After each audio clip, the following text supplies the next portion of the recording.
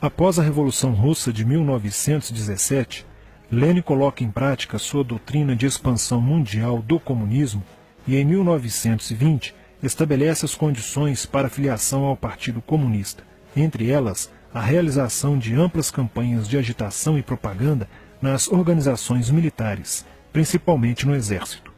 Em 25 de março de 1922, nasce o Partido Comunista do Brasil, o PCB. O novo partido aceitava as ordens diretas de Moscou. Em 1927, partindo da teoria à prática, o PCB criou uma frente única operária e iniciou um trabalho de infiltração nos quartéis, influenciando Luiz Carlos Prestes, capitão do Exército, a aderir ao comunismo, fato que se deu em março de 1931. Em abril de 1935, Prestes foi incumbido pela direção da Internacional Comunista de promover um levante armado no Brasil. O movimento tinha por objetivo derrubar o presidente Getúlio Vargas e tomar o poder. Liderados pela Aliança Nacional Libertadora, militares inclinados ao comunismo iniciaram a rebelião no dia 23 de novembro de 1935, dentro dos quartéis em várias partes do país. Mas devido à falta de organização dos ataques e à ausência do apoio popular, o exército derrotou os comunistas e evitou o golpe de Estado. Em seguida, Prestes é preso e perde a patente de capitão. Com o advento da Segunda Guerra Mundial e a invasão da Rússia pelos nazistas, a política exterior soviética muda e Stalin tenta ganhar o apoio das democracias ocidentais. O PCB redireciona sua política seguindo disciplinadamente a orientação de Moscou e apoia Getúlio Vargas. Após o final da Segunda Guerra Mundial, o PCB reinicia a agitação das massas populares e tenta desestabilizar o governo Dutra através de uma política conspirativa. Durante toda a década de 50, Moscou, através de suas redes apoiadas pelos partidos comunistas no mundo inteiro, tentava desestabilizar as democracias ocidentais. Como consequência, nessa época, em muitas universidades ocidentais, predominava uma visão social esquerdista, sendo que grande parte do terceiro mundo aclamava o modelo soviético como a estrada para a justiça social. Muitos intelectuais se declaravam marxistas. Assim, a conjuntura era altamente favorável ao comunismo, o que provocou sua expansão dramática até o final da década de 50, com a vitória da Revolução Cubana. Isso fez o PCB defender com mais intensidade a luta armada como a única solução viável e progressista dos problemas brasileiros. A União Soviética, destinada a aumentar o seu campo de influência no continente americano, despertou interesse pelo Brasil, um país de dimensões imensas, fronteiriço com quase todos os países da América do Sul, país estratégico no cenário mundial que poderia pender o fiel da balança para o lado comunista. Nos primeiros anos da década de 60, o Brasil passou a viver período de crescente instabilidade política, militar e institucional. Em 1961, Luiz Carlos Prestes encontrou-se com Nikita Khrushchev em Moscou para planejar a Revolução Agrária no Brasil. Neste mesmo ano, no governo de Jânio Quadros, o Partido Comunista Brasileiro enviou a Cuba, com o apoio de Fidel Castro, dezenas de brasileiros para o treinamento político-militar, visando a preparação de quadros revolucionários para desencadear ações de guerrilha rural e urbana no Brasil. Os chineses também colaboraram para a tentativa de implantação do comunismo no Brasil, recebendo na Academia Militar de Pequim, em 1962, um primeiro contingente de brasileiros, visando a formação de quadros guerrilheiros para o movimento que viria a ser implantado na região do Araguaia. No Nordeste do Brasil, Francisco Julião organizava as ligas camponesas, com militantes treinados em Cuba. O apoio cubano concretizou-se no fornecimento de armas e dinheiro, além da compra de fazendas em Goiás, Acre, Bahia e Pernambuco, para funcionar como campos de treinamento.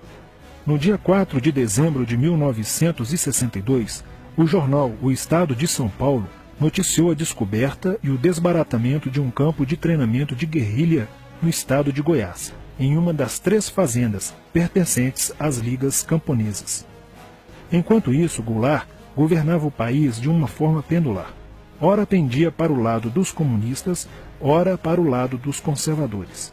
Em setembro de 1963, tudo indicava que o país caminhava para uma revolução de esquerda, principalmente com João Goulart apoiando a sindicalização de sargentos, promovendo a quebra da hierarquia e da disciplina nas Forças Armadas. Em 4 de outubro de 1963, Goulart solicita o estado de sítio ao Congresso Nacional, pelo prazo de 30 dias. A manobra foi repelida pelo Congresso e João Goulart passou a conduzir ações no sentido de implementar o projeto golpista que desaguaria em um regime totalitário de esquerda. Insuflado e orientado por seu cunhado Leonel Brizola, pregava a necessidade de reformas de base e a implantação de uma república sindicalista. Controlando o aparelho sindical, o governo promovia o grevismo, a anarquia e o caos. O país passou a viver dias de intranquilidade, estagnação econômica e inflação descontrolada. Em meio à crescente radicalização do ambiente político, Leonel Brizola era a liderança que unificou as esquerdas na frente de mobilização popular, criando o grupo dos 11 companheiros para tomar o poder pela luta armada.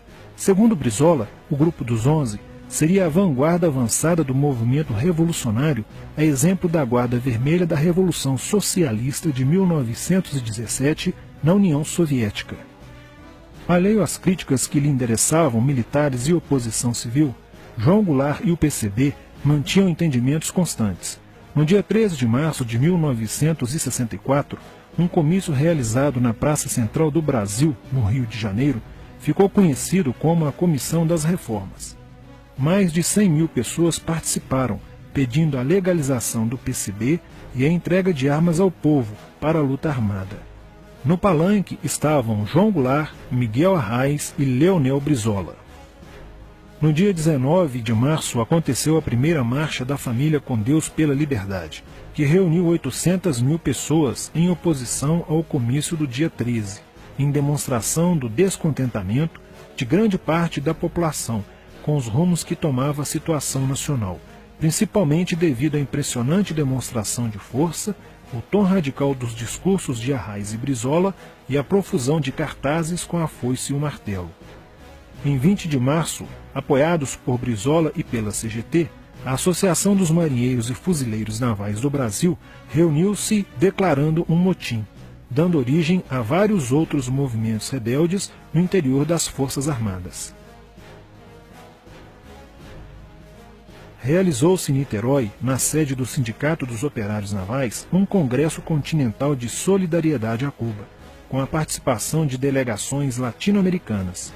Luiz Carlos Prestes manifestou o desejo de que o Brasil fosse a primeira nação da América do Sul a seguir o exemplo de Cuba, se tornando uma nação comunista. Na véspera de 30 de março de 1964, João Goulart, ignorando o pedido de assessores e do seu líder na Câmara, Tancredo Neves, compareceu à sede do Automóvel Clube para uma homenagem da Associação dos Sargentos da Polícia Militar. No seu discurso, Goulart defendeu a mudança na Constituição para que pudesse concorrer às eleições presidenciais de 1965, desagradando a Carlos Lacerda, Magalhães Pinto e Juscelino Kubitschek, pré-candidatos à presidência da República. O golpe da esquerda já estava preparado para 1º de maio de 1964, caso o Congresso Nacional não aprovasse as mudanças. A imprensa brasileira, bem como importantes setores da Igreja Católica, do meio empresarial e a maior parte do Congresso Nacional, exigiam ações das Forças Armadas para conterem os comunistas no Brasil. Ao final de março, jornais como o Globo, Jornal do Brasil, Correio da Manhã e Diário de Notícias pregaram abertamente a deposição do presidente João Goulart. Nos bastidores dos acontecimentos, os serviços secretos dos Estados Unidos e da União Soviética trabalhavam intensamente, tentando cada um fazer a balança pender para o seu lado, não medindo esforços para levarem o Brasil a uma guerra civil. O general Olímpio Mourão Filho resolveu partir com suas tropas, sediadas no estado de Minas Gerais, para o Rio de Janeiro. O general Castelo Branco, ao saber disso, telefonou para Magalhães Pinto, governador de Minas Gerais, com o intuito de segurar o levante. O governador mineiro argumentou que, uma vez iniciada a revolução, seria um erro parar, pois alertaria as forças fiéis a Goulart, podendo agravar a situação. A falta de reação do governo Goulart e dos grupos que lhe davam apoio foi notável. Não se conseguiu articular uma reação armada por parte da esquerda. também fracassou uma greve geral proposta pelo Comando Geral dos Trabalhadores, em apoio ao governo. João Goulart, em busca de segurança, viajou no dia 1º de abril do Rio de Janeiro, onde se encontrava no momento da Revolução, para Brasília, e em seguida para Porto Alegre, onde Leonel Brizola tentava organizar a resistência. Mas João Goulart desistiu de um confronto militar com os revolucionários e seguiu para o exílio no Uruguai. No dia 2 de abril, o presidente da Câmara dos Deputados, Ranieri Mazzilli, assume provisoriamente a presidência da República e mais de 1 milhão de pessoas lotaram as ruas e praças do país para comemorar a vitória. No dia 11 de abril de 1964, o Congresso Nacional se reuniu para eleger o novo presidente da República. O general Castelo Branco, aclamado por grande parte da sociedade brasileira, apoiado pela imprensa e por importantes setores da Igreja Católica, além de contar com a aprovação de grandes líderes políticos, entre eles Juscelino Kubitschek, precisava de 238 votos para ser eleito em primeiro turno, e acabou recebendo 361 votos. No dia 15 de abril, Castelo Branco assume a presidência da República, consolida a vitória sobre o movimento comunista e renova as esperanças do povo brasileiro de ter um país com dias melhores. Porém, a esquerda derrotada colocaria em cena, nos anos posteriores, Carlos Marighella, ideológico comunista e defensor da luta armada, que submeteria o povo brasileiro às ações mais obscuras da guerrilha, o terrorismo.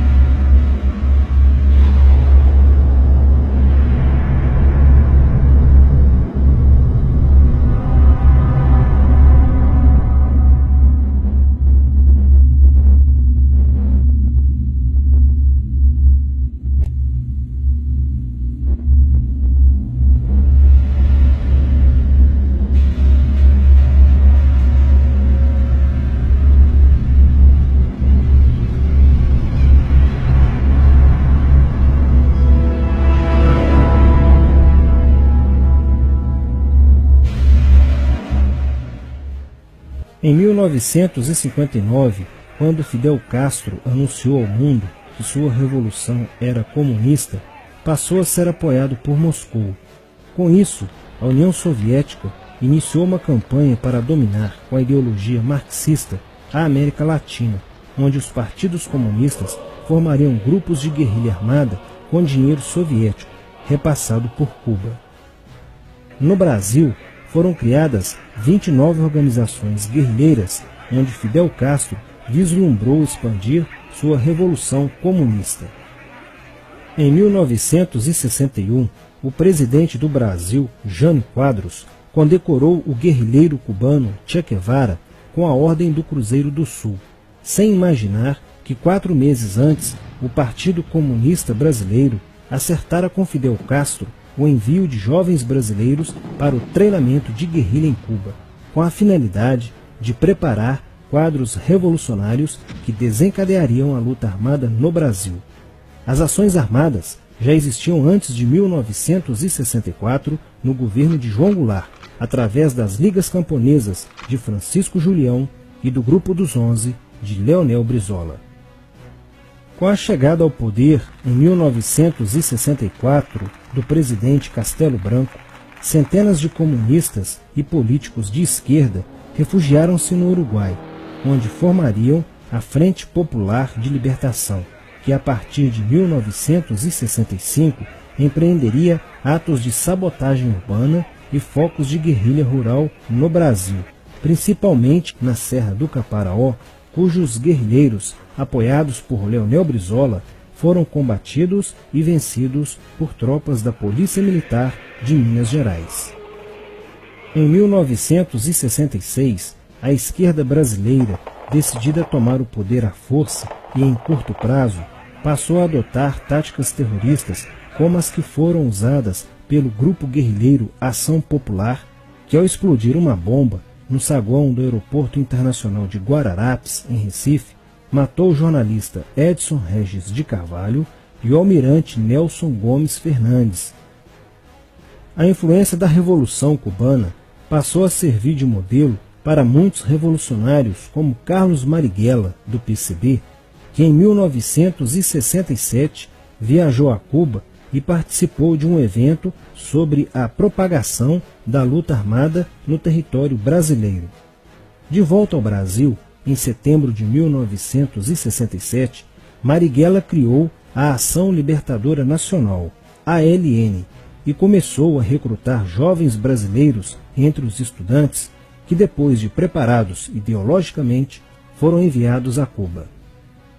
Em 1968, com a chegada ao Brasil do primeiro contingente da ALN de guerrilheiros formados em Cuba, entrou em cena Carlos Lamarca, capitão do Exército e militante da Vanguarda Popular Revolucionária, VPR, que se uniu a Marighella e em janeiro de 1969 explodiu 50 quilos de dinamite no QG do 2º Exército, matando na explosão o soldado do Exército Mário Cosel Filho e ferindo 6 militares. E ainda, na cidade de São Paulo, os guerrilheiros avançaram com um veículo roubado e abordaram o capitão Chandler, do Exército dos Estados Unidos, que se encontrava no interior de um automóvel quando saía de sua residência. Chandler foi morto por uma rajada de metralhadora em frente da esposa e do filho de 9 anos.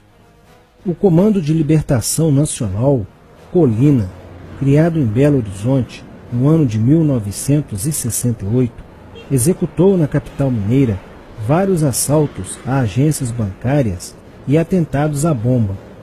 Os guerrilheiros se reuniam durante as sessões de cinema no Cine Acaiaca, localizado na área central de Belo Horizonte, para planejarem as ações de terror e guerrilha. A situação estava ficando caótica no país. Os guerrilheiros praticavam atentados à bomba nas grandes cidades, matando e ferindo vários inocentes, aumentando a insegurança e o medo da população, que passou a exigir ações imediatas do governo brasileiro para acabar com a violência praticada pela guerrilha.